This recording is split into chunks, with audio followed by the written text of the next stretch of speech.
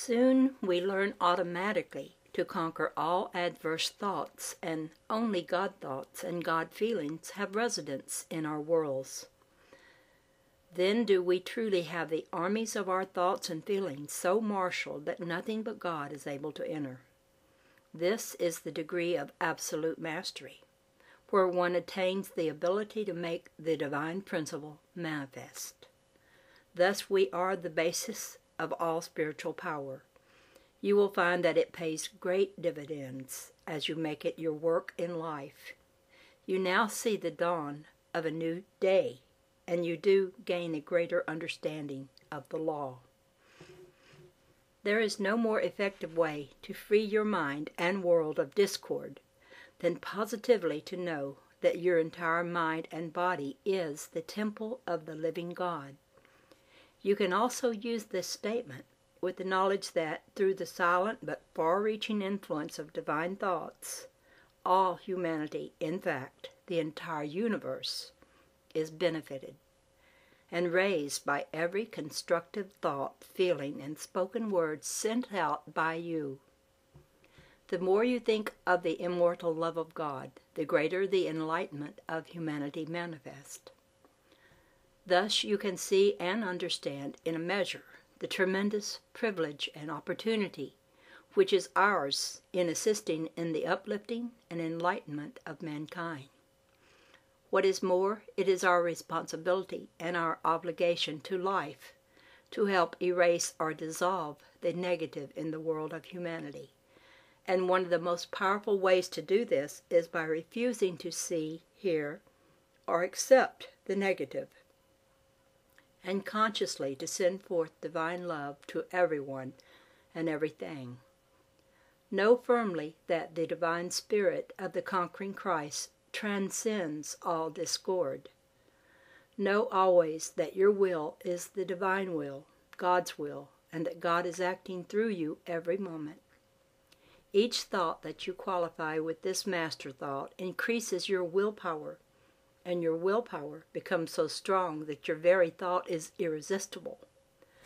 Do this and expect results with all sincerity, and nothing can disturb you.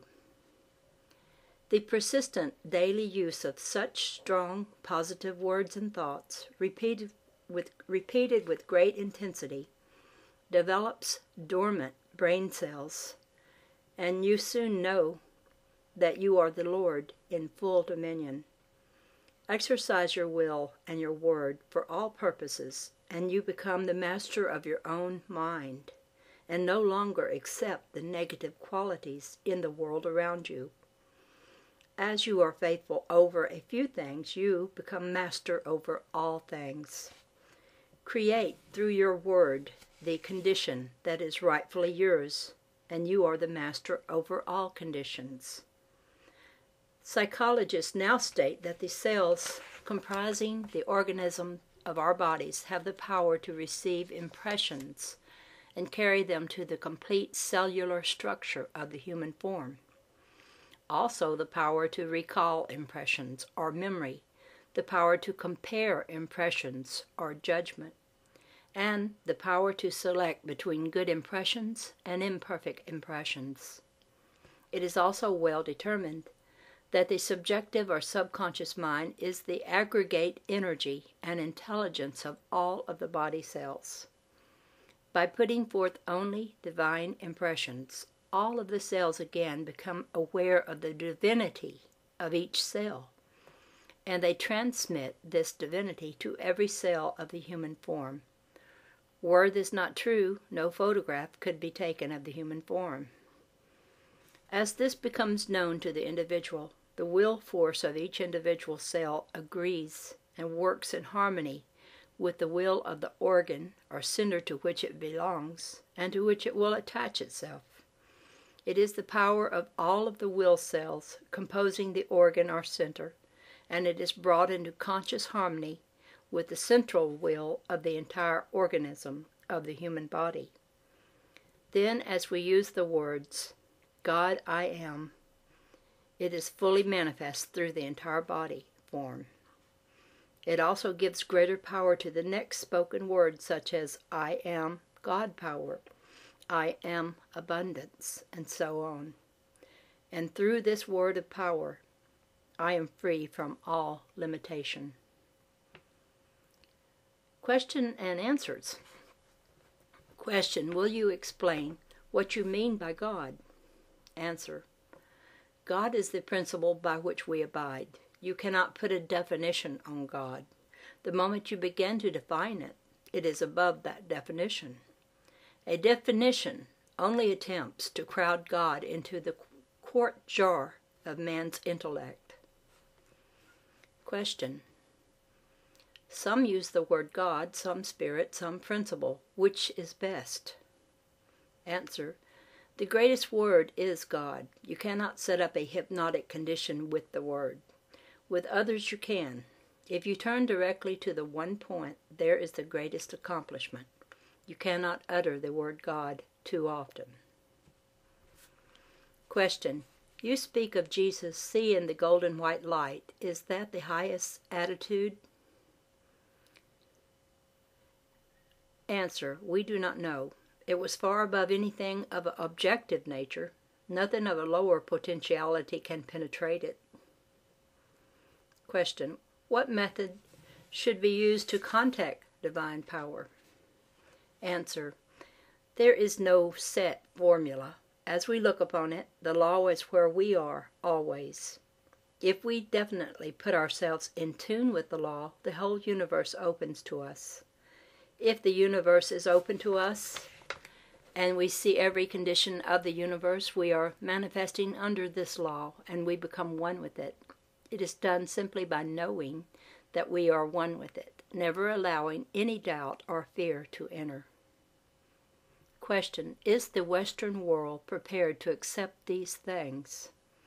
Answer: the Western world is preparing, and the preparation is going on so rapidly that no one is excluded. People only exclude themselves. We create the field when we open our understanding. That field can be expanded to take in the whole universe. The universe of our body is one with the universal whole at all times, and it is only for us to expand our understanding to become one with the universal whole. Question: how shall we discriminate as to what thoughts to project?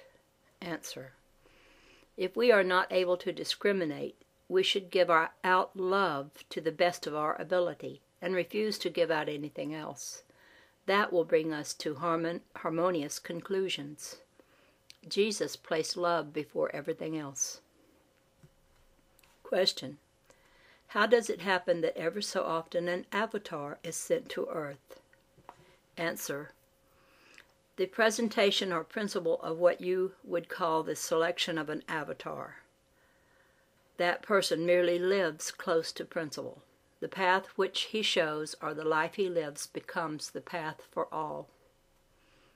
Question: is his appearance and reappearance dependent upon any conditions of spiritual unfoldment on the earth? Answer: no. He steps through all unfoldment and lives with one with spirit. Now I've finished that chapter, and the next chapter title is Know That You Know. I have been asked to give out a statement of healing. In reality, we only heal ourselves.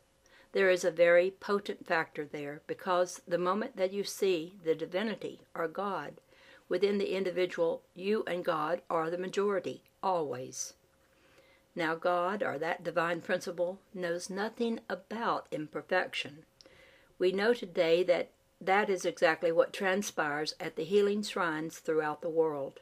In going to those shrines, the people put their thoughts wholly upon the accomplishment and fulfillment of perfect health, accepting the emanation that the shrine represents, and the healing takes place.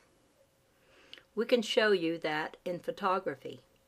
A very fine doctor in one of our large cities worked with us. He asked his associates to send him cases with certain conditions that could not be healed by medical fraternities, together with their x-rays and records.